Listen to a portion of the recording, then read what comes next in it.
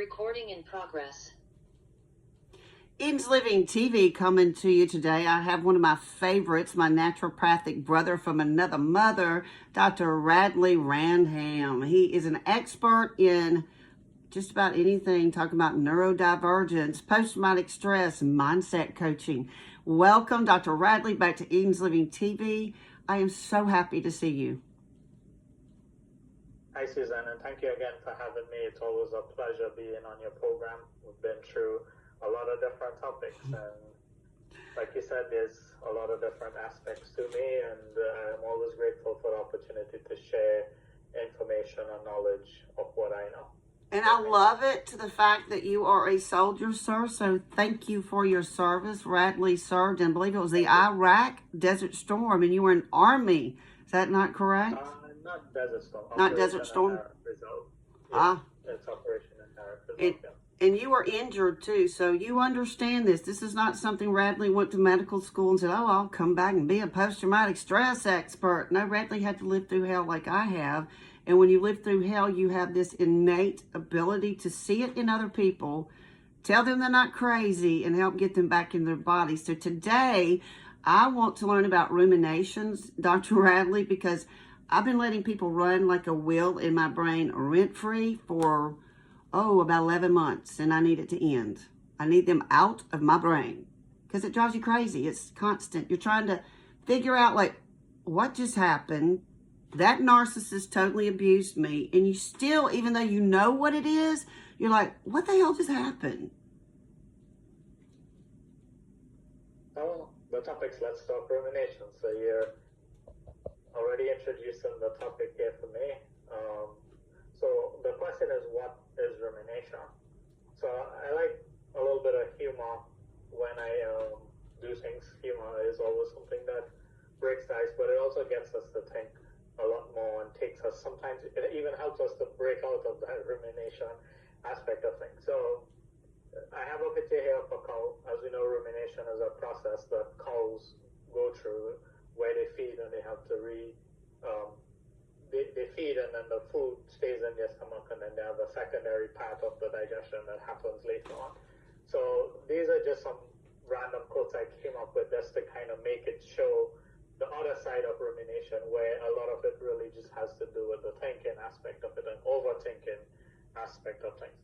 So, hey, Radley, can I stop you before you do this? You know what we call Mississippi, what we would call that? We call that chewing the cud. It is chewing We're the cud. chewing the cud. Rumination, yeah. That's exactly what rumination is from the cow's perspective. But in terms of the medical side of it and the mental health side of it, rumination is defined more as an excessive or repetitive thinking about the same event. So there are different types of rumination. I have here at the bottom a picture of a cow again, and it says rumination is chewing on the past. So it's the same thing. The cow eats the food, and it has to re-eat and try to redigest the food later on, brings it back up and chews it. So basically, that's what chewing on the past reflects from. So 4 main types of rumination are brooding, reflection, intrusive, and deliberate. So brooding is more of like that passive thinking about one's mood or situation in a negative way. Reflection is more of that internal, inwards examination of one's feeling. Intrusive, it's more of that uncontrolled thoughts related to a stressful event. And deliberate rumination is more of like actively thinking about the situation to understand it from different dynamics on different sides. Another way that it's classified, it's adaptive versus maladaptive. And even within that, the adaptive versus maladaptive, you still go back to those main types where adaptive rumination could be either reflection or deliberate, or maladaptive would reflect the brooding or intrusive type of rumination.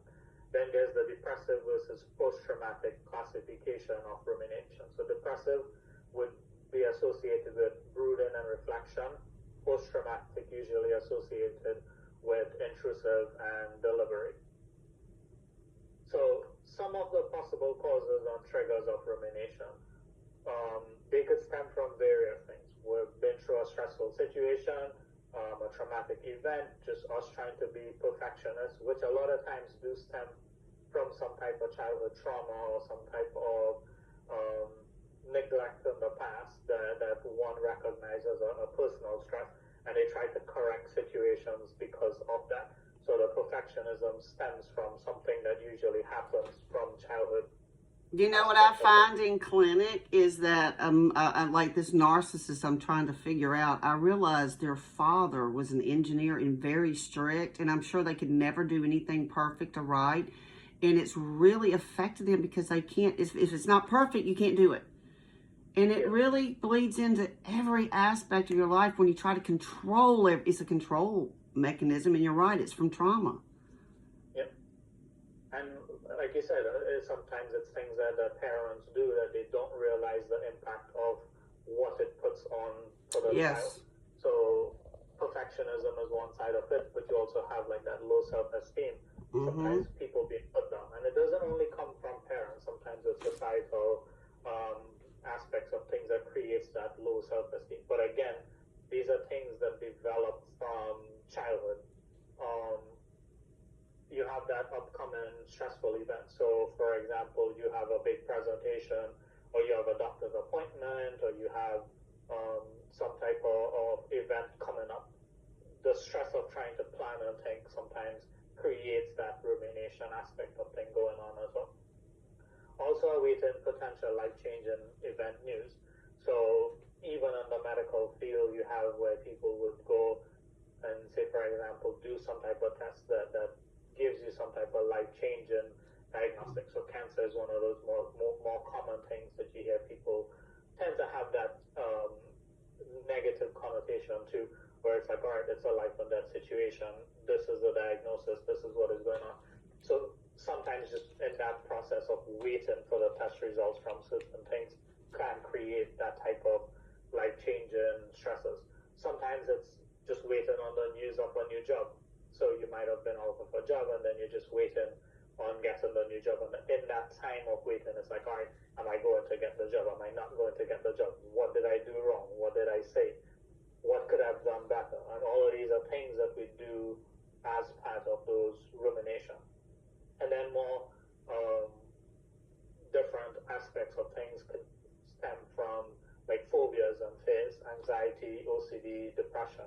These are things that can trigger rumination. These are things that can help us get stuck also in those aspects of mental health issues long term.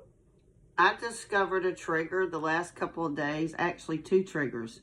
Feeling out of control when a neighbor had my truck for 6 days, and I was completely out of control. I could not make him fix it, and just the helplessness of not being in control, I would pace, and my anxiety was just revving. And I've come to find out he does drugs. I'm like, you can't do that around me. You can't make me wait and wait and wait and wait, because you're just driving my anxiety. And then it got to a point, Dr. Radley, where I promise you, it skyrocketed me, and I started feeling disassociated, totally separate from my body, and I still just now getting in my body. And that's one of the things that happens with it. That's one of the negative aspects of rumination, or negative effects of rumination. Sometimes you have that separation between the present and the past. Sometimes you go into your own PTSD. Sometimes it just aggravates different health issues. So some of the things that it could worsen from a mental health thing, it's mental health aspect of issues could be OCD, depression, anxiety, phobia, PTSD.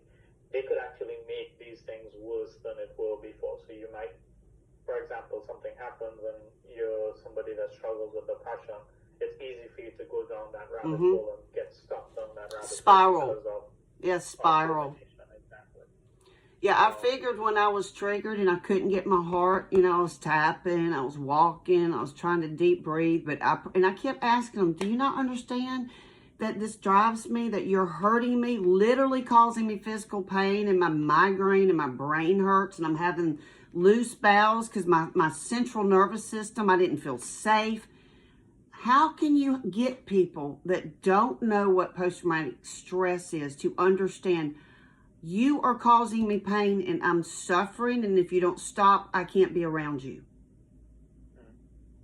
That is something that has its own little challenges. Sometimes people who are not typically aware of their own self, it becomes difficult for them to be aware of their situation around you. And a lot of Lost you. Can't hear you. Lost the video. Hang on, Sam.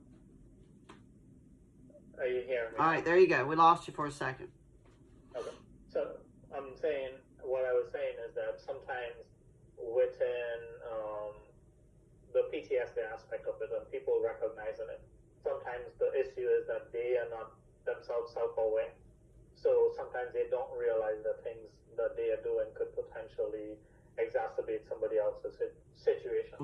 Sometimes you have the aspect of things where people themselves just don't understand PTSD. And they think of it as more of a deeper and a more negative thing. And some people have their own dynamics of what they shape PTSD to be, and sometimes they think it, and unfortunately people class mental health as with madness and craziness. Yeah, they're crazy. So they expect to see those types of response. So if they see somebody that is more of the calmer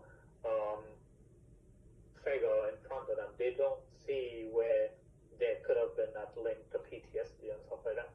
So sometimes just them not having awareness of certain things or understanding PTSD can create that separation from them being able to understand why you're being triggered about it. Sometimes it's just us having to take the opportunity to educate people about it. And it's hard.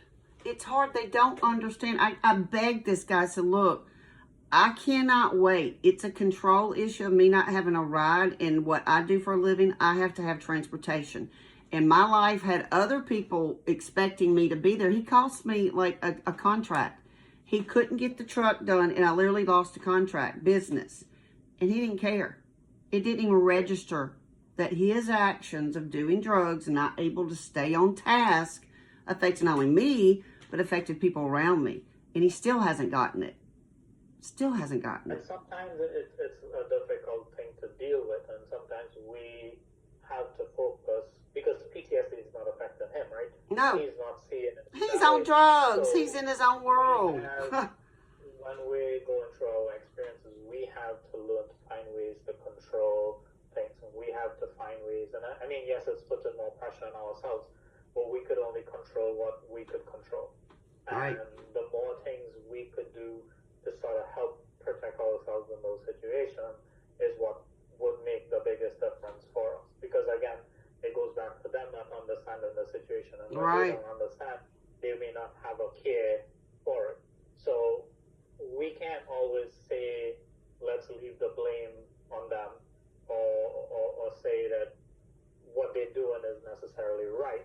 It's not a matter of right or wrong. It's a matter of us trying to take control of our conditions. It's traumatizing. He was re-traumatizing me every second, and he intentionally made me wait. I mean, I'm telling you, 45 minutes to get my truck. Every second, I knew he was just in there. I knew he's like, it's a form of control. I'm going to control her. Yeah. And that's where we have to know, how do we manage our triggers? How do we create boundaries around things that can help us to protect ourselves from going through that overreaction or overthinking process of the situation. So again, it comes back down to us trying to find ways to help control what we could control. Well, protect ourselves. Yeah, to protect my safety. The space to help with those things. Yeah.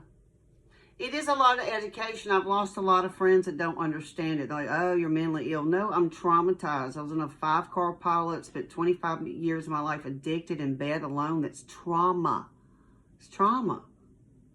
And it's just so misunderstood in society. Oh, he's got mental health issues, or she's crazy. No, they've never had a therapist like yourself that can process it and say, look, adverse childhood events, let's look at it, diagnose it, find your triggers, get you coping mechanisms, get you aware and connected to your body. As you said, most people are not even aware what they're doing to other people. Not even aware. Yeah. And that's something that we can't control. The best we could do is, as the saying goes, plant the seed or take a hammer and try to, a chisel and hammer and try to chip away at the wall as opposed to trying to take a sledgehammer to break that wall down. I'm a sledgehammer kind of girl. It's one of those things that has its process with it, but it's sometimes we have to focus on controlling what we could control in given situations, like I said, so that we could help protect ourselves and create that safe space for ourselves. You want to know It is selfish in doing it, but at the same time, we need to protect ourselves from what other people don't understand about us. And that's where once we start getting control of those things, it becomes easier and easier for us to be able to expose to certain things, to be able to have that control response versus a reaction to different situations. Oh, that good old response versus react. That was a lesson I had to learn in my journey. I was a reactive little fool. Oh, they got my goat. You ever heard that Mississippi saying, they got my goat? When you get mad and someone gets you mad and they make you angry, well, they didn't make you angry. They got your goat. You allowed them to make you angry. Yeah, exactly. Yeah, they didn't do anything to you. You allowed. That's another lesson I had to learn. No one hurts me. I allow them to hurt me. Exactly. That was a hard one, taking accountability. And it becomes a challenge when we have struggle with PTSD, because sometimes we could get caught up with dealing with one aspect of things and not realize where other things are creating problems for us. And like I said, the more self-aware we are, the easier it becomes to identify certain things and then to deal with it. Because if we don't know what the problem is or where it's stemming from, we can't really fix it. Yeah. So the more internal work we do, it's the bigger of the impact that we can get on our overall health. And I think it's really important. I had someone I went to for a mindset and to help my spine repair, and just situations just not even want to share publicly. But this mindset coach that I was working on just blocked me, stopped communicating with me in the worst part of my life. And you know what? That did more damage, where I don't even trust anyone now. And I don't even think they realize the damage. So if y'all were looking for practitioners, please make sure, first of all, they're not a narcissist and they'll just cut you off if it gets uncomfortable, because these people will and not look back. And it did a lot of damage to me, and I just have no respect for this professional now, because it's all about their growth and their money. And if you don't give her $6,000, $12,000, they just cut you. Yeah. We were friends for 4 years. What do you think about a professional doing that calls herself a mindset coach? They can't communicate, Radley. I mean, I think it's unprofessional. But what I tell my patients, throughout your healing journey, you're going to meet all type of people. And predators. That you have control of, right? You have control of who you go to, when you go to, how you go to them, and how you're investing in your own health when it comes to those things. And that's where you understand the boundaries of how much are you willing to give in to something before you see your return. And then on the flip side of it, being a patient, you have to understand that not everybody fits you. There might be one person that style of personality really works for, and they might be able to get the help that they need. This person tried to control me. It was all about control. Something completely different. So as a patient, and it goes back again to that self-awareness, if you're in a situation where you feel like you're not benefiting, or like you said, you're losing that control, then how much of it is it really benefiting you? And then once you're able to identify that, then you have the chance to say, listen, I don't think I could continue with this specific style or this specific way. There are tons of different healthcare providers that are out there to help with different types of mental health issues, and it's all about finding the right one. Sometimes we might need to get up to 10 or 20 people before we hit the right one. Right. But we can't give up because we had a bad experience with one. Not everybody has the same dynamics. Not everybody has the same experiences. So a lot of times it is taking that time to find what works for you and and the person that works for you and the style that works for you. And sometimes even within the same person that works for you, sometimes it's different styles that has to work for different traumatic event that we've been through. One thing, it might be easy to talk about. Another one, you might need writing. Another one, you might need some type of things like EMDR or EFT or some different type of group therapy that might be more effective for that specific event that you want to work on. So a lot of it is, a lot of different dynamics happens with it. It's, yes, we could get help, but sometimes it takes more time. And the more we understand that, it's the better we would be able to get that help that we need. And we can't just give up because we went to 2 bad ones, 3 bad ones, 4 bad ones, 5 bad ones. The 6th one might just be the lucky one that helps you make the significant breakthrough. And you should never look at it as these people never helped you, because they've made you more aware of something. And sometimes even with those narcissistic personalities, they would help you understand that, okay, well, maybe something within that personality is what is clashing with me. So why am I seeking out? Why am I getting just like my mother? cycle? They were just like my mother, controlling, all about money, all about that image, all about this. I'm like, oh my gosh, I attracted my mother and a therapist. And that is what that would help you to figure out, like, okay, this is maybe the situation that I need to focus on. Because sometimes we reach out and we're like, we want help with problem X, right? But really and truly, deep down, problem D is the one that is the biggest thing that we need to deal with. And sometimes when we go to these different therapists, they push buttons so much that it helps you pump option D up or event D up, and then you don't realize, like, okay, this is why. But then you put that wall up and say, oh, this is coming up and this is why I feel this way. Maybe I should just step away. Yes, it might be the right thing to step away, but you have to also take the lesson that is coming out of it. So I don't like to ever say that there's a bad therapist or there's a bad doctor. Something about them are going to help you in some ways. I mean, yes, people have their own ways, their own styles and stuff like that, but something within those experiences, why you decide that you needed to put that wall back up, why did you need to feel that negative connection with that person. It made me sick. Her cutting me off, not even communicating with me, it physically has made me sick for 11 months. We were friends, and because I didn't pay $6,000 fast enough in other situations, and I saw that person was not a healer, but more of a, here I'm a corporation, want a multi-million-dollar whatever. I don't work with those type people. They are not my type people. I don't even charge a lot of times for therapy and working with a lot of sex trafficked girls. My whole mission in life is not to be a multi-millionaire. I want people to find themselves, heal themselves, and love themselves and find their God. That's my whole mission, is to hold space and give you a safe space without judgment. Radley, safe places are hard to find. It is definitely something that is a challenge sometimes, and we have to try to create that when patients come to us, when we're working with friends, family. Sometimes we have to find that way to create safe spaces for them. We also have to learn to create safe spaces for ourselves too, so that in that way, the more practice we have with doing it for ourselves, it becomes easier to do it when it reflects on somebody else as well. Right.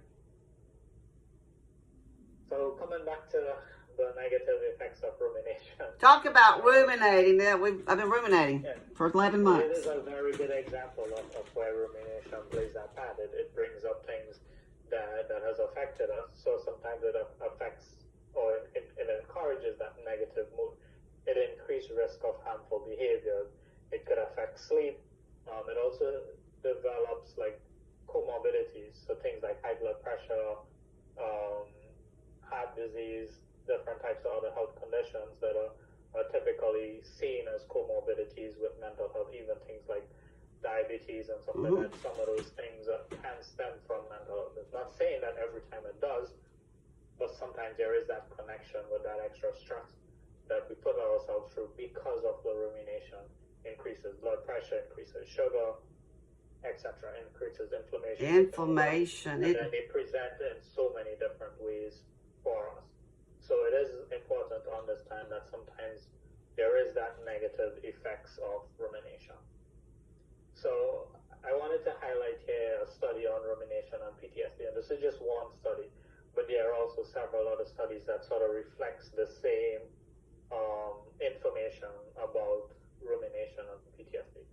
So I just took the little clip out of it, or the little quote from it. 6 months later, it was observed that the most significant predictor of post-traumatic symptoms was intrusive rumination, whereas deliberate rumination was the most significant predictor of post-traumatic growth, right?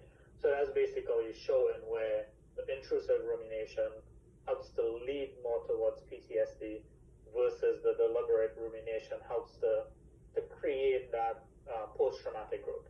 And the difference really is the intrusive one is going down that negative rabbit hole again of keep dwelling on certain things. Deliberate rumination, it's more of where, all right, I'm doing it in a more constructive way. I'm actually, and this is where we have to understand sometimes rumination may not be a negative thing. There might be positive aspects to it, but a part of it has to do with how much of it are we controlling and where are we going with the rumination. So deliberate rumination would be more something where that it has that structure to it. Where like I'm thinking about whatever the trauma was, but I'm thinking about it in a more way of trying to become aware of that aspect of the trauma. I'm trying to become more aware of what does that trauma create within me. What are the triggers associated with? What are the emotional responses? What are the mental responses? What are the psychological, physiological responses? And through that way, it's what can help you to deal with the post-traumatic growth aspect of it. So once you're able to identify all of those things, then it helps us to figure out ways to deal with certain things.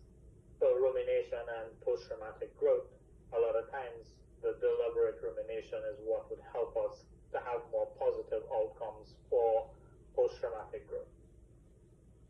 Rumination and depression. So this is another from studies that says depression has shown a stronger relationship with brooding rumination. And that's where we compare in one current situation to an idealized alternative versus reflective rumination, which is more of engaging in a cognitive problem solving through internal reflection. So again, this is two different types of rumination, brooding rumination versus reflective rumination. So depression, you see where we go through this process of like trying to compare our situation to another person's situation, and we minimize the effects of our situation, or we maximize the negative look on our situation, and that sort of creates that extra depression, because now it's like, all right, well, things are the worst possible way that it could be, and that's what we dwell on when we ruminate by doing that brooding rumination type. Versus if we flip it and we do it again more of that reflective type, where it's like, okay, what is causing me to be depressed? What are the situations that I went through that is causing me to depress? And figuring out, okay, these are the situations.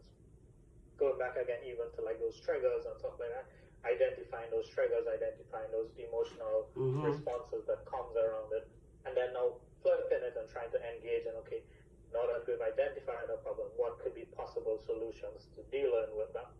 So that is what we would do it more in terms of like that reflective rumination. We actively are putting the effort into doing it and saying we're reflecting on the situation, but we also want something positive out of it. So we're going into that rumination for a positive outcome versus a negative outcome. Hey, Radley, when you go into that depressive side, I know from myself, it's more of an anger at myself because I can't figure out what happened, and then they're not giving me the ability to communicate. So I'm just self-reflecting it all back to myself. And then I get so overwhelmed and stuck feeling hopeless. I'm just like, I'm depressed. It's like a negative energy tie sucking me to this person, and it's like a shadow over me, like a black hole, and you don't know how to get out, but you know you're in a hole. Yeah, and you are right about that. Emotion comes in combination forms. Like you mentioned, starts off with the idea of being depressed, then you talked about anger stemming from it, and then you talked about getting stuck in those depressive settings. A lot of understand that. So when they pop up, we know how to deal with it. And again, this is where if we do it in a more of that constructive rumination style, so example, that reflective or deliberate rumination style, then we could go into it and take out what is negative from it and figure out, create that problem solving aspects of things. So it is important to understand that emotions a lot of times come combined, and sometimes one presents itself more because we are trying to find a suppressive way for the primary emotion. So when we suppress the primary emotion, what pops up is the secondary emotion. So sometimes that secondary emotion really is the depression, but it's stemming from the anger, not feeling heard. Yeah, not feeling heard, not feeling seen, not feeling loved. Exactly. When we become overwhelmed by those types of reactions, then we suppress the anger because society tells us anger is bad, right? So we need to suppress it. We need to try to push forward. We need to try to get through the situation. So we suppress it as opposed to dealing with it. And then that pops up in the secondary form of now grief or overthinking or depression, as the case might be. So it is, like I said, it is important to understand the nature of our emotions. What is that? I like using the analogy of the iceberg, right? What caused the Titanic to sink wasn't the part of the iceberg that they saw, it's the part that was under the water, and that's the part that hit the Titanic first, right? And that is what created the hole, that is what created the problem. So a lot of times it's the things that are below the surface that we don't take time to understand, we don't take time to reflect on, that is really digging in and causing us more harm than good, and it is what is sinking our own personal Titanic, basically. But what's beautiful is that you have the solution to break this cycle. I love this. So how in the heck can I break it? So part of breaking the cycle of rumination is understanding rumination, right? So we talked about the 4 aspects of rumination, the 2 that are negative and the 2 that have that positive sides to it. So once we're able to identify our triggers using some of these same rumination cycles in terms of the reflective and the deliberate, then we could do things to avoid triggers, right? Ideally, we shouldn't want to live at points where we have to avoid our triggers, but we need to get ourselves into safe spaces. Yeah. So sometimes when our triggers are too much or it is overwhelming, we need to find ways to avoid triggers, right? As much as we could, so that we could help ourselves to find adaptive ways to go from fight and flight to being more of that calmer, controlled situation, right? So that's why I have avoiding triggers as one aspect of it. It's not the end all be all where you have to avoid all triggers, right? Because there are some times you might be in places or situations where you cannot avoid the triggers, and ideally we want to get comfortable to a point where avoiding triggers is not the ideal situation. We should be comfortable being around our triggers but not being triggered. So and learning coping. You teach coping mechanisms when you get triggered. That's what I love about you, is you teach people how to deal with this. And that's part of what we need to do when we are triggered. If we understand when we understand triggers, we have to understand how does triggering present for us, right? What are the emotional responses? What are the physiological, psychological responses that we see? Do we notice tightening of muscles? Do we notice a headache? Do we notice sweaty palms? Do we notice tension in our shoulders? And short breathing, panting. Before sometimes the emotional response comes in. So if we're able to identify some of these secondary or these primary responses before the secondary responses happen, then we could create situations where we could break that cycle of the triggers happening, right? Avoiding them is one. But as you said, coping mechanism is another aspect of it. Doing deep breathing exercises, doing something that distracts you from it in that given moment. Take your mind off of it, not necessarily moving away from the situation, but taking some type of simple thing that you could do within your own time. Sometimes it's just writing on a piece of paper. Sometimes it's taking a deep breath. Sometimes it's taking a deep breath intentionally where I feel tension in my shoulders. I take an intentional deep breath, breathing into my shoulders. To relax. Do a lot of tapping. A lot of tapping. Simple coping mechanisms that we could have within our given situations to help break that cycles of the trigger. Being in nature is a way of breaking the cycles with rumination. When we're out in nature, we have that opportunity to just sort of connect with nature. And yes, sometimes we do go through rumination even when we're in nature, but something about the calming effect of it does help us to kind of break away. And a lot of it is reducing the stress around things. So in nature, just having those natural responses from being in a forest, being by the beach, being by the water, wherever is that nature and that calming connection for you is what you want to try to get. That good grounding. Exercise, yeah. And aromatherapy. Grounding is a big part of being in nature. We want to try to find that grounding aspect of when we're in nature. We want to really connect with our surroundings in those given times. Exercise is also something that really helps us to break rumination. If we go for a run, if we go for a long walk, sometimes those things help us to get out of it. If we go to the gym and we're lifting weights, or we're using boxing or some type of sport, sometimes those things help us to break the cycle of rumination. So rather than dwelling on the situation of what is going on and getting stuck in it, sometimes switching that becomes a way to break the cycle, and that leads into my next point of distraction, switching thought process.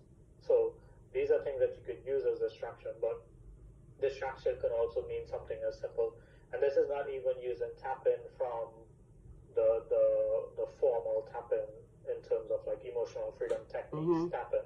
Sometimes a simple thing like just tapping your finger or your hand on your feet or on your leg, right? And just alternating which side you tap it.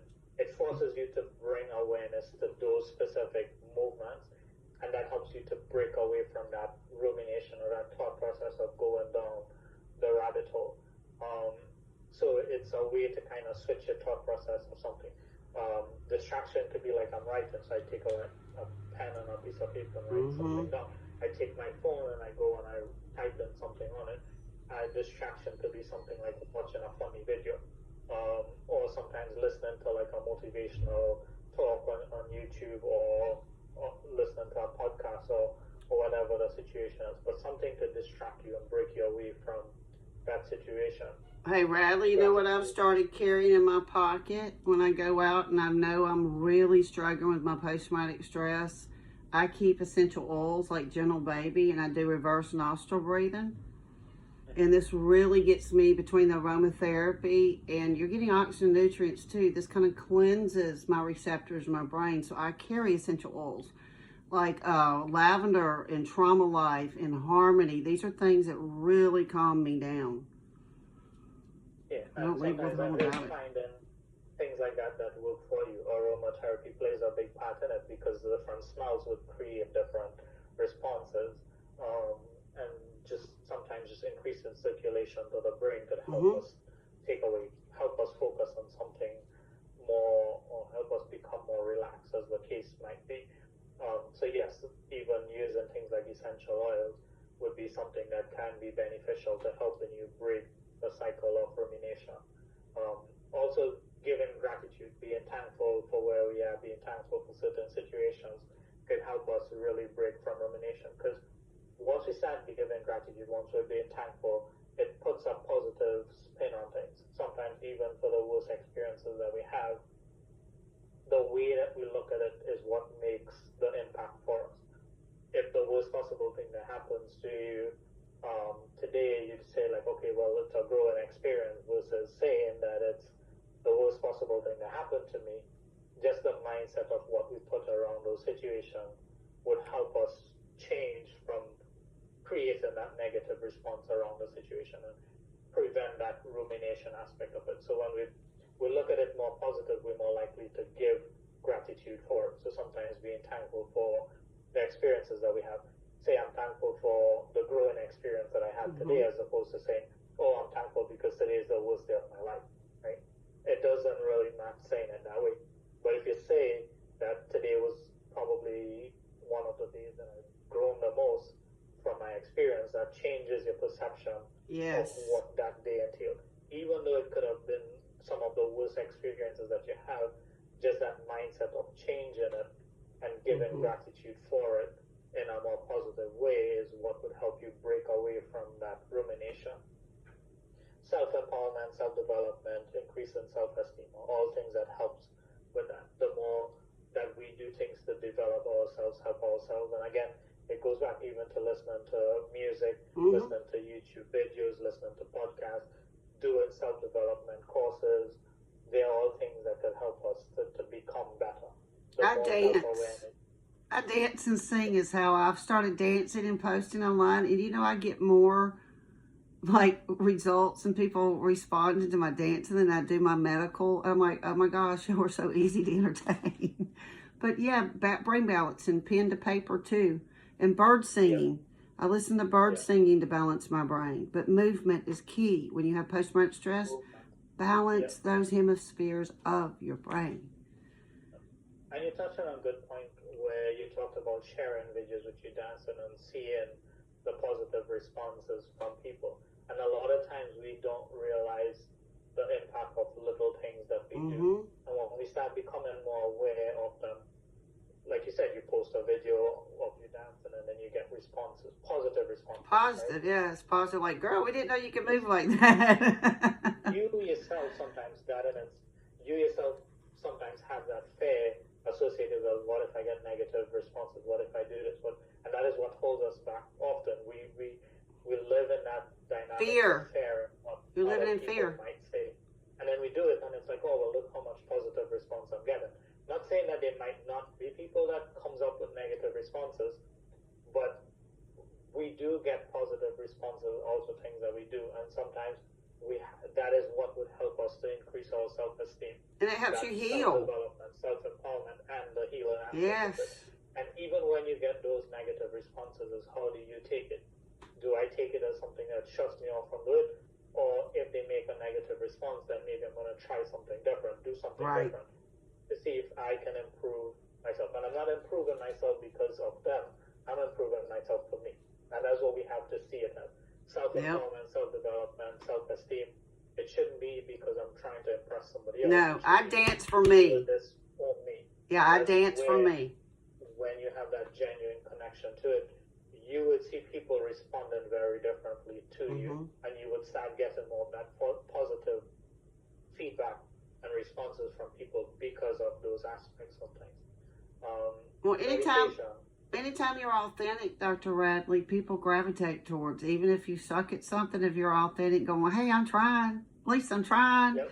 People navigate like, well, she can try, I can try. People connect to those things because we all find that within ourselves. Sometimes we feel like, all right, I'm not good enough to do this. I'm not good enough to do that.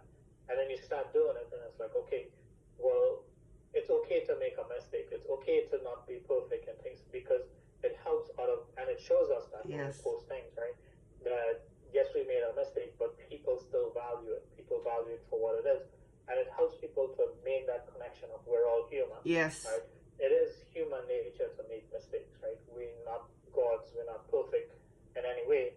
But when we remember those things, it helps us to boost that confidence. It helps us to boost that self-esteem. And when we help ourselves through that way, we're also given an opportunity to help somebody else. And sometimes your dance or video that somebody else shares about something might be impactful for somebody else that is watching it. And that might be the one thing that makes their day. That might be the one thing that makes a difference for them. And when we do those things and we build those self-empowerment, self-development, self-esteem aspects of things, it is helping us too, but it also has potential to create that ripple effect to help others around us. I have a whole little group of brain injured people that literally can't dance and used to be ballerinas, and people don't know that I lost the ability to literally walk, and my balance sometimes is off. I've almost fallen dancing, and my brain injured people recognize that I'm struggling, and they're like, girl, you can do it. And then they are like, well, she can do it sick and hurt and dizzy. I can too. So it's a ripple effect of being authentic, sharing your struggle. People a lot of times want to put a mask on that they're perfect in their life, and that you're doing a disservice to yourself and society when you wear a mask. You do. You do. Exactly. And another aspect of it is the meditation and the self-awareness. The more we do meditation, is the more self-aware we become. When I talk about meditation, I don't only talk about sitting in a quiet space with eyes closed, lights folded, and meditating in that way. There are different styles of meditation. Meditation could come in the form of going for a long walk. Meditation could come in the form of listening to music while you run. Big part of meditation and what meditation should be seen as is creating that self-awareness aspect of it, being able to truly connect to yourself and everything else that is going on. So it is important to understand that part of meditation is self-awareness, and whatever way that we allow that self-awareness to come in is meditation. So don't just say meditation and say, oh, I need to sit in a quiet space to do it. I have had times where my form of meditation was running on the beach with my headphones in, listening to music. Sometimes it's going for a walk. Sometimes it's sitting in a quiet space and just zoning out. Sometimes it's me sitting in a space, not moving, but playing music loud. So there are different settings, there are different ways to do it. Don't let specific definitions of meditation prevent you from doing it. Again, look at it more of how am I connecting with myself, how am I connecting with the surroundings around me, as what meditation is, so that you're not limiting yourself to say, oh, I have to sit in a quiet space in order to become self-aware. Another side of it is journaling and writing. Sometimes writing helps us to put things into words, put things into something that we could see. And when we do that, it helps us also with that self-awareness aspect. But sometimes when our mind is running on something, just take it pen to paper, put it down, fingers to the keyboard and typing it in. It helps us to break the cycle of rumination. And you could pick writing to be whatever form you like. I like writing in the form of poetry. I have never liked journaling. Oh, Radley, I didn't know you write poetry. I am this way, I am that way, or this was my day. I never liked that style of writing. Not to say that I haven't done it. I have done it to school and stuff like that, but it was never something that I was drawn towards. I like writing in poetry because it gives me an opportunity to write in an abstract way that I could understand, that others may not understand. It's left up to interpretation. So sometimes for people who don't want people to really read and see exactly what is going on, this is a way for you to really use writing and put it in a way that you understand it, but it's not something that anybody could just pick up and say, oh, I know exactly what is going on, because you don't want to talk about a given situation. So there are different styles of writing, different styles of journaling. It's finding something that you're comfortable with. We talked about listening to music and stuff like that. These are expressive ways to get things out. So once we start going into those rumination thoughts, putting that pen to paper, writing things down, finding an avenue to channel it out, helps to break the cycle of rumination, because now we're not stuck in our head saying this is what is going on and repeating that.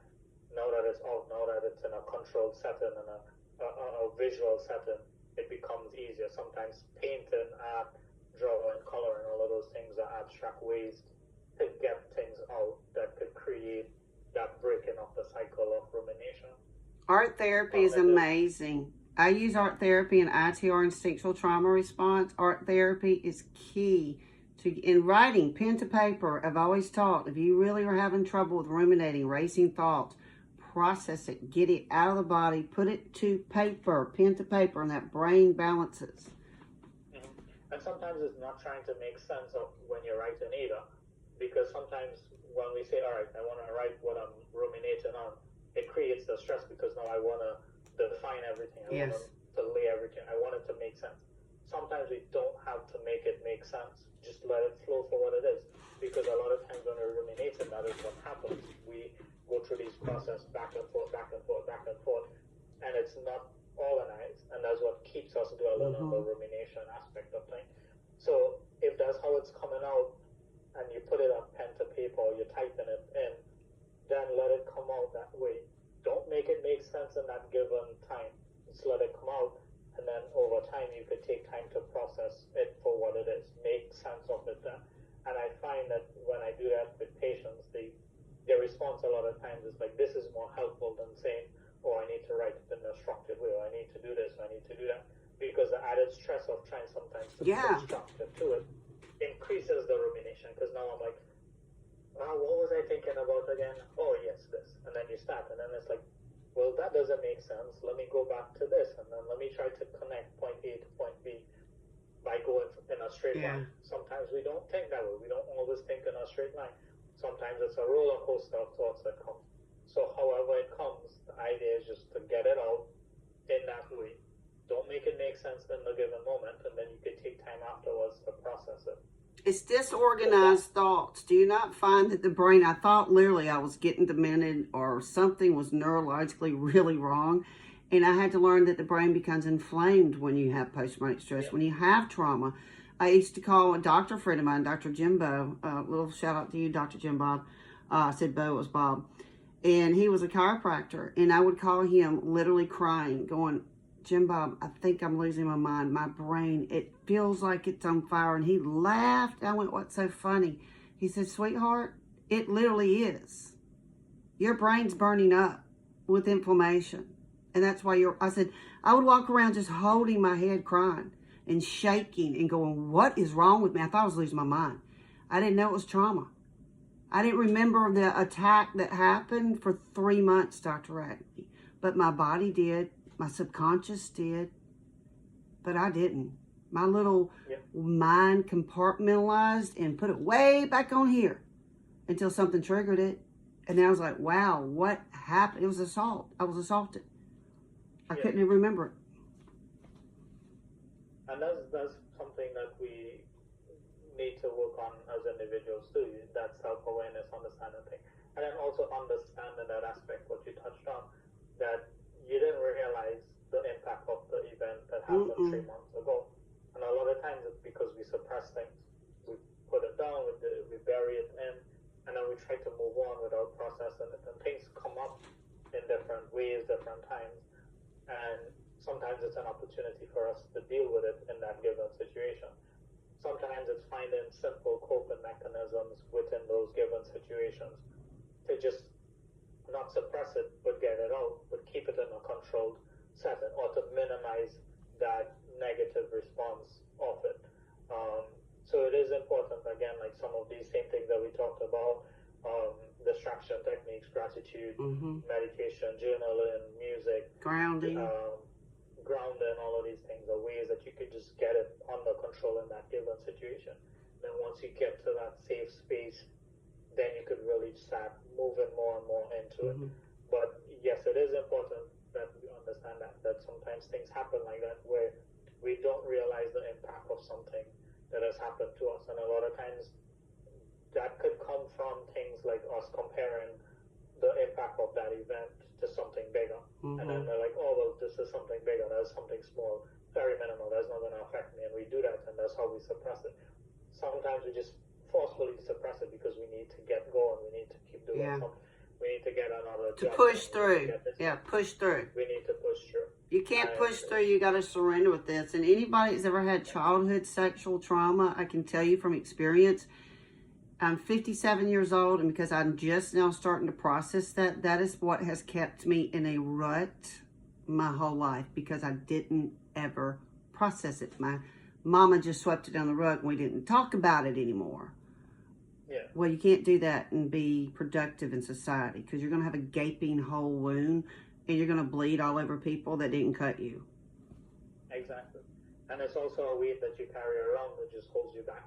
The heavier the weight of the burden, that's the more it's a chain. We'll be able to move. Exactly. It's literally a chain that binds you. There are a lot of different analogies that we could use for it. The chain, the heavy weight, the invisible backpack, the cover on the pot that creates the cow's cud. Extra pressure. I like that cow's cud. There's a lot of different ways that we could think of it, but the important thing is understanding that there is impact that happens to us from every event that we go through. be it a positive event or a negative event, it all helps to shape some Who you are. aspects of our lives. And also, I want to point out there's no big or small trauma. Trauma's trauma, and you don't ever need to compare your trauma. Like Radley has trauma and I have trauma.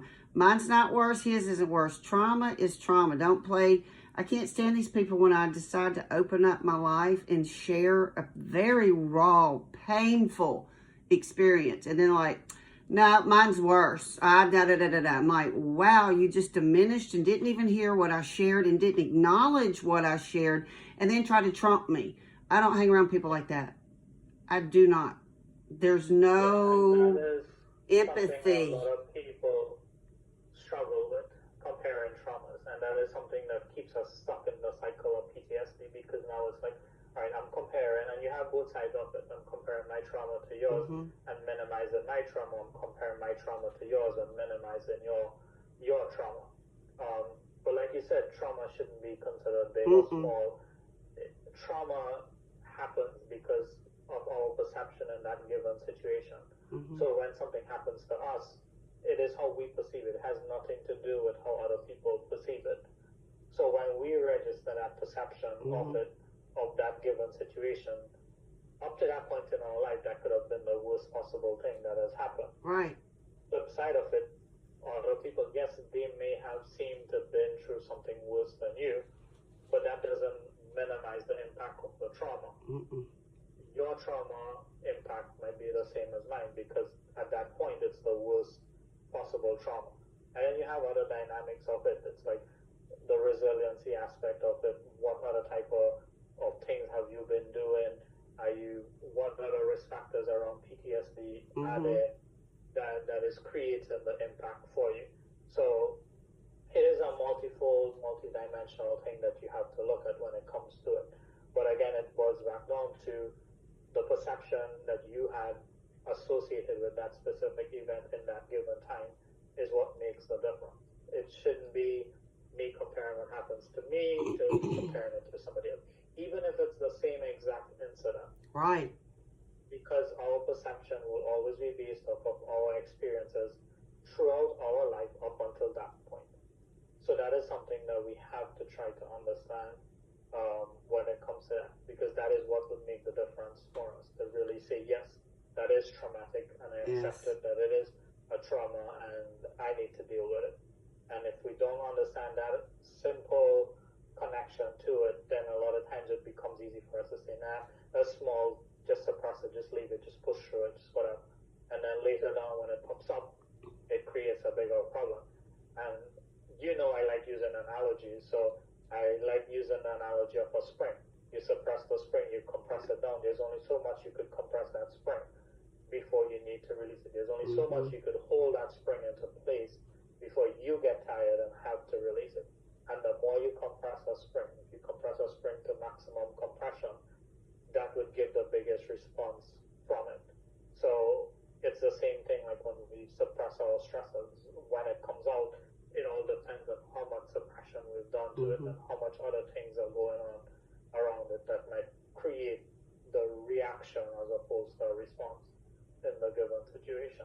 And you're talking about reactions. Isn't it crazy how people in families, and I've had to learn this because I'm the baby, my brothers and sisters' perception of my life and my wreck and my recovery, they have no clue at all. They weren't here, didn't help me.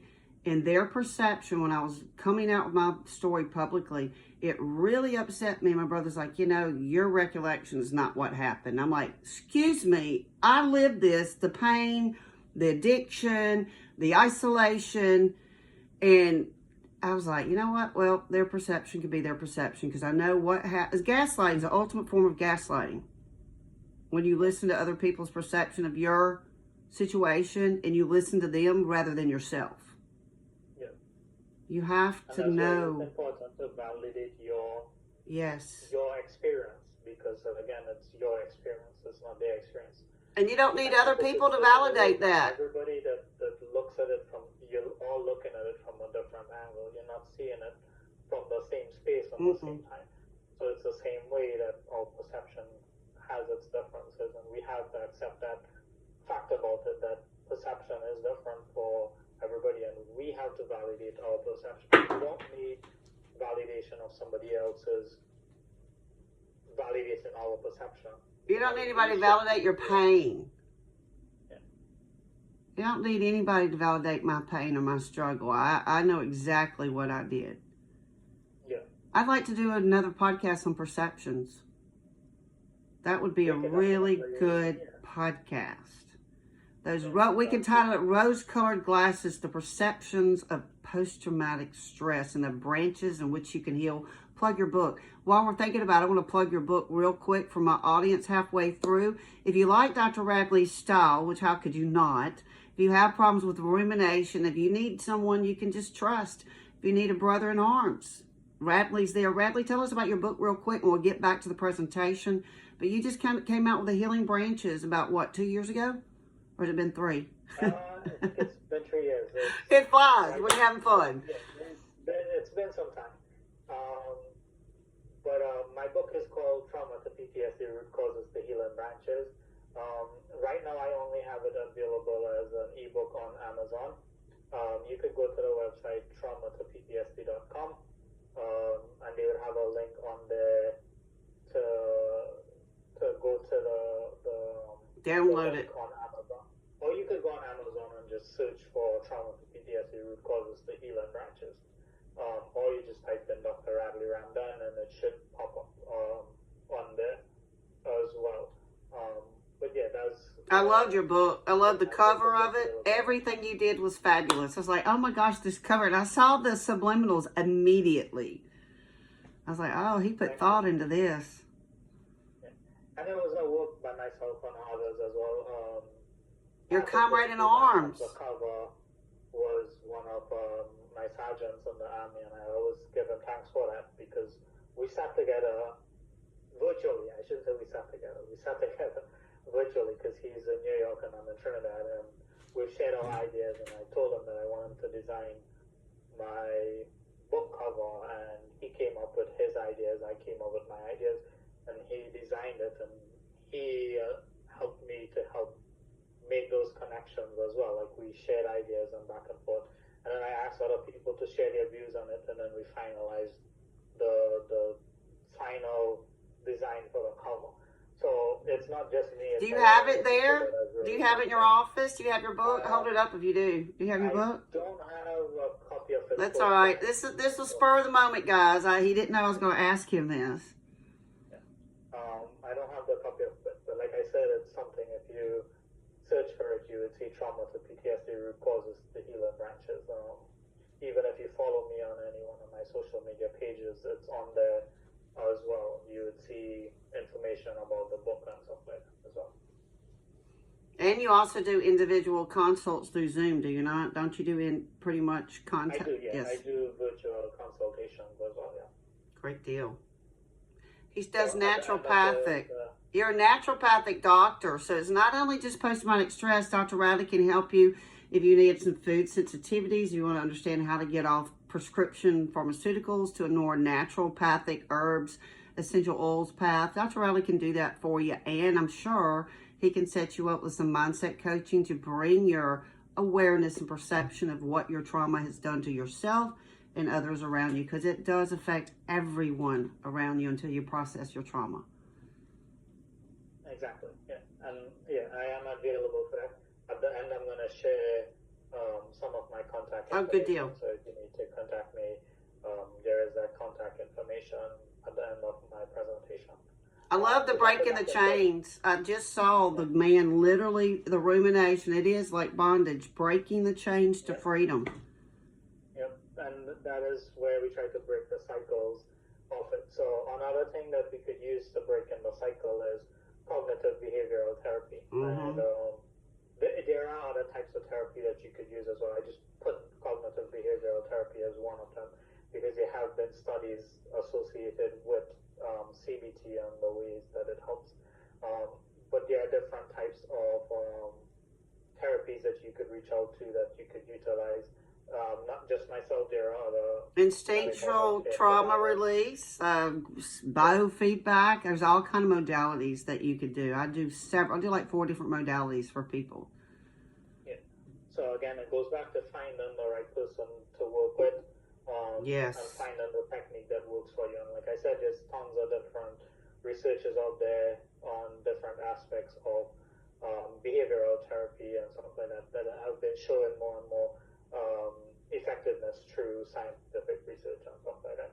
So again, it is important to find what works for you, Mm-hmm. but also put your effort into really trying to break the cycle.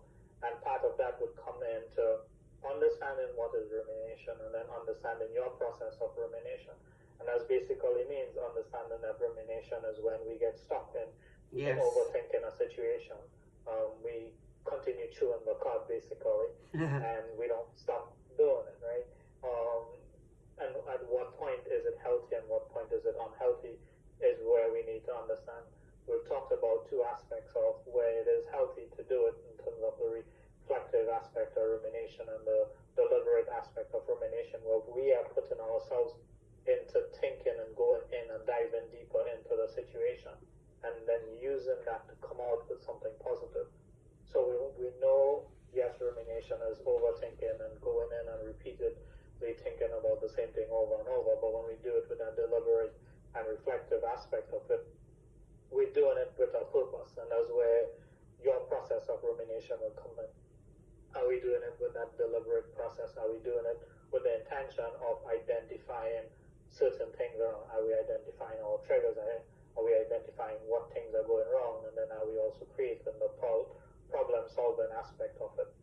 So again, a big part of breaking the cycle is how much effort we're putting into it. That self-development, self-esteem, self-empowerment, but also just understanding our process of rumination, understanding why we're ruminating on something, how we're ruminating, what we're ruminating about, and taking that time to just put it together and create the problem-solving aspect of it. Hey, Dr. Radley, at what point do you think, well, I kind of need some help with this? Is it 3 months rumination? Is it 6 weeks? Is it 6 months? Or like, girl, it's been a year and I can't get this guy out of my head. What point? I think a year is way too long. I do too. I think even 3 months is too long. I don't think I would say put a time on it. You have to understand, and this is where the self-awareness aspect of things would come in. If we realize that we're getting stuck in ruminating and it's affecting our quality of life, then that is when you should take the steps to go. Because sometimes there might be people that ruminate about things over a year, but they're still able to function. And it is, yes, it is creating a negative impact in our lives. It's keeping you stuck. It's keeping you stuck. But if it's, and this is why I'm saying don't put a timeline on it in terms of saying if it goes only for this amount of time, then to do it. Because there might be some people that are ruminating on something just for 2 or 3 days, but it's getting to the point where it's affecting daily function in our life. Sleep. It's creating depression, it's creating issues with anxiety. Sleep, it's creating other issues with mental health, anxiety, PTSD. It's creating different type of health issues. So you're starting to get sick more regularly because the immune system is being suppressed because of the stress response of it. Digestion. My digestion, man. Whoa, wow. Yeah. We're developing issues with acid reflux. We're developing IBS.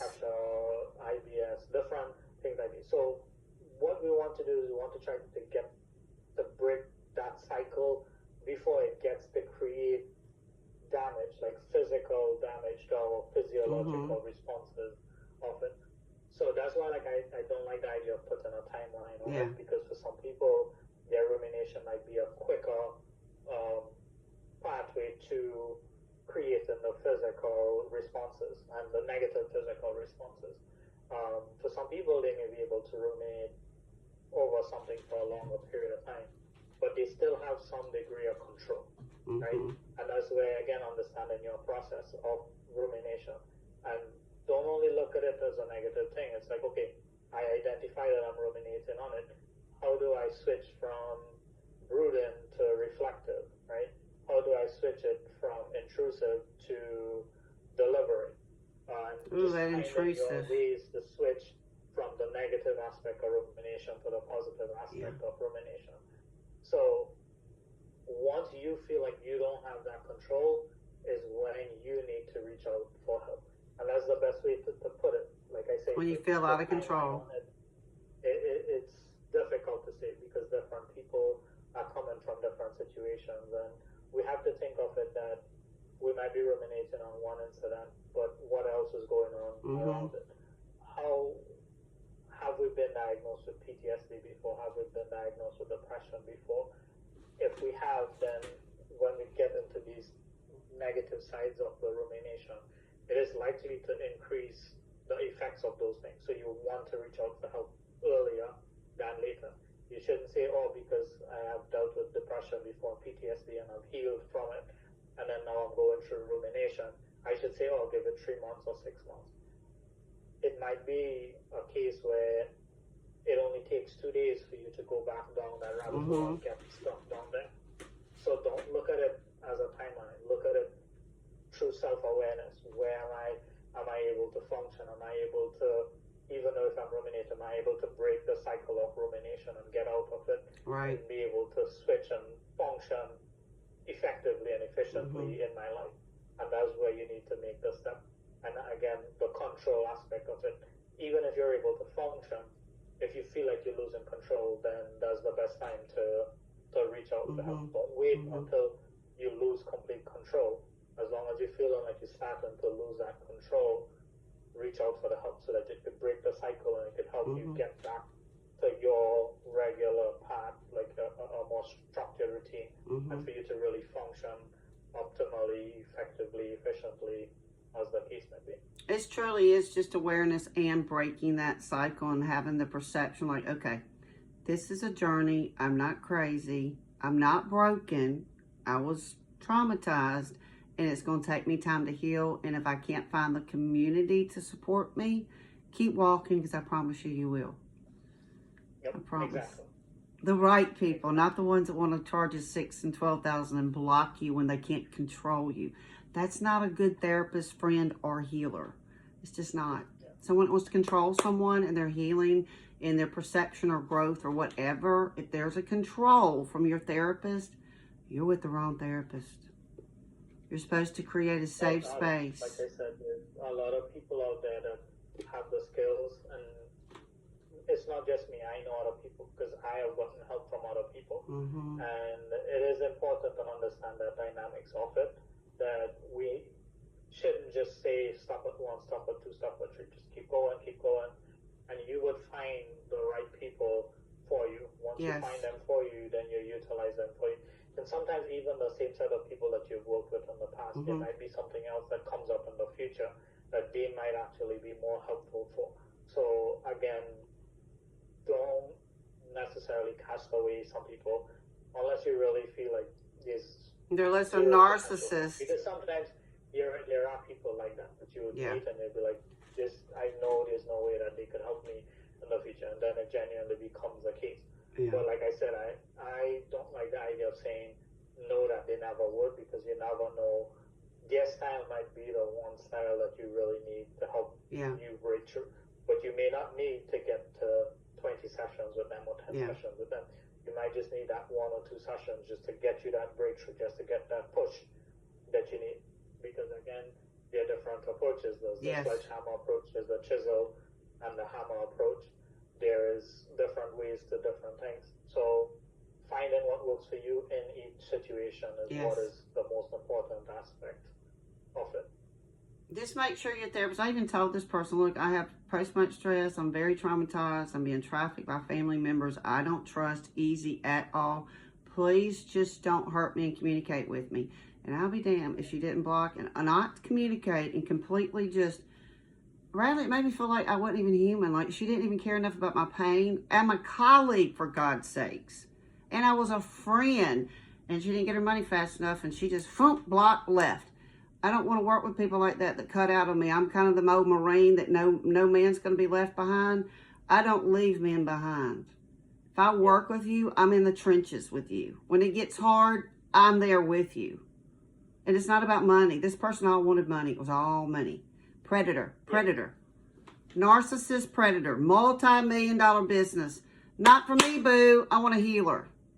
I don't want a therapist that wants to be a multimillionaire and be on covers of magazines and doing retreats. Not me, boo. Not me. And that's why it's important to find what works for you and who works best for you. And that's the important. I'm a connection. If I don't feel that connection with someone, I'm big on connection. And I don't work with just anybody. Radley will tell you that. I don't work with just anybody. I've had people that are huge in the media world, big money makers, could have stepped on the stage and make money, but I didn't trust them. They sold out. And I don't work with people that sell out. Because you can't trust them. Trust is huge with me. Connection is huge with me. Trust. Those are important factors in it. Trust. Connection. And trust is a big part. If you can't trust the person that you're working with, how could you really open up and genuinely open up? A safe place. Yeah. And speaking of safe places, it's June, Mental Health Awareness Month. What are you doing, Radley, for June for men's health? So part of Mental Health Awareness Month for men, today we're talking about the topic of rumination. But it is important as men to understand that part of our mental health comes from the whole health aspect of it. Every aspect of our health contribute to each other. And I like talking about aspects of health and holistic approach to health from 6 different dynamics: physical, mental, emotional, spiritual, environmental, and social. Ooh, that would make a good book. The Dynamics of Health. Connect to each other. So once we feed into one, we could impact the effects of another. But since we're talking today specifically on the topic of rumination, I thought that we should just highlight some quick points on rumination in men's health. So a lot of studies have shown that women are twice as likely to ruminate than men. But that doesn't, again, going back to what we talked about earlier, we shouldn't just say minimize the effects of it because we're comparing one thing to another, right? Yes, more women are more likely to ruminate than men, but there are also men that are affected by rumination, and it is important to understand the impact of it, understand the process of rumination and stuff like that.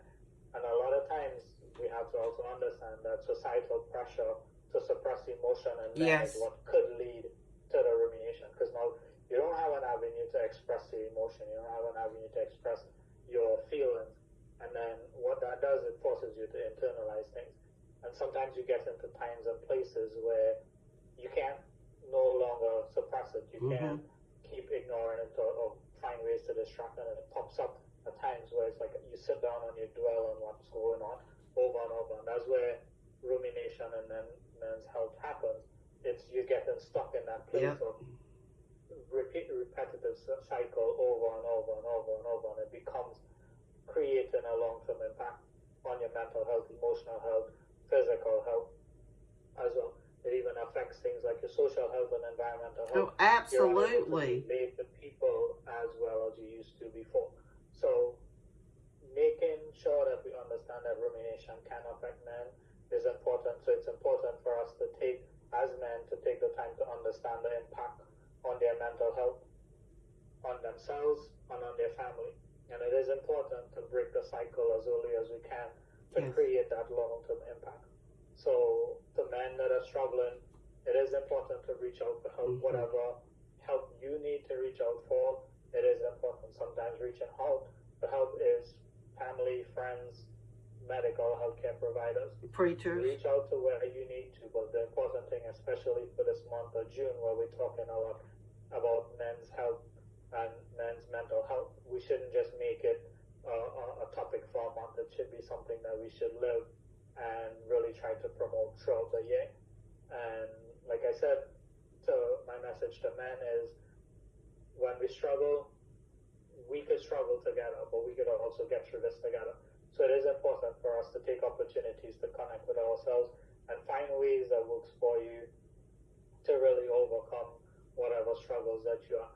Validate your struggles, but work on it as well. And don't just give up just because you don't feel like you deserve help. Everybody deserves help, and we are all part of those everybody that deserve help. So that is my little message for men on Mental Health Awareness Month. I love it, and the fact that I keep thinking I went like this because of the spring analogy. You know, men, we were taught in Mississippi growing up, shake it off, be a man, you know. You, crying makes you weak. I was taught, and I'm not a crier. If I cry, I'm very, very, very upset or mad. I don't cry because I was taught, nope, you don't cry. As men, you need a safe place. You're the head of the household. If you don't understand how to deal with your emotions and your mental health, and you don't have anybody to go to, I promise you there are people like Dr. Radley that can help you. Reach out. Mental health is so key. Our men are the anchors of our society. I hate it when women's like, I don't need a man. Yes, we do. We need strong, confident men. We do. We need mentors. We need leaders. So I want to say thank you, Suzanne, for creating this space for us to have this discussion today on this topic of rumination. I like ending on quotes. I like ending on different pictures. So I saw this picture when I was making the slide presentation. So I thought it was the ideal thing to sort of just throw in there as I say thank you and the presentation for the cows have 4 stomach compartments to extract as many nutrients as possible, as what gives them the opportunity to ruminate, right? I have 4 brain compartments to extract as much worries as possible. Bad dreams, unfinished work, am I living up to my potential, existential acts? So take time to understand what rumination is, take time to understand. It is a process, it is something that we need to work on. And there is the positive and the negative sides to it. Try to focus more on the positive sides of rumination. Really delve into that deliberate and reflective sides of rumination when it pops up for us. Take the opportunity to find something positive out of it. Find the cause, find the root cause, find the triggers, and find solutions for all of the triggers and the causes. And that's how we would heal, right? So again, my contact information, Facebook and Instagram, my handles are Universal Tree Health Clinic. My email is universaltreehc@gmail.com, and you could follow me and subscribe on YouTube at Dr. Radley Ramdhan. So again, Suzanne, thank you very much for creating this space and time for this presentation. Hey, Dr. Radley, I enjoyed chewing the cud with you, brother. For those that need to chew the cud, so to speak, and process some of these ruminations, as he said, what is it again? Universal, I can't read because I don't have my glasses Universal Tree Health Clinic. Universal Tree Health Clinic. Y'all can also follow him on Instagram. I do believe you're on LinkedIn. And tell us how to get your book one more time. So for my book, you could visit the website www.traumatoptsd.com. There would be a link in there. I don't have any hard copies at this time, but there is a link on that website that could take you to Amazon's website where you have access to it as an ebook. You could also go through on Amazon and just search for trauma to PTSD root causes, the healing branches, and you should be able to get to the ebook version of it as well. So thank you. You're welcome. Thank you again, Dr. Radley. Always a pleasure having you here. Guys, remember, you can heal those healing branches. You can heal one bite, one prayer, one thought at a time. Tune in to Eden's Living TV, channel 16, WYBU. Thank you, Dr. Radley. You have a blessed day, and thank you for teaching me how to get off that rumination wheel. Recording stopped.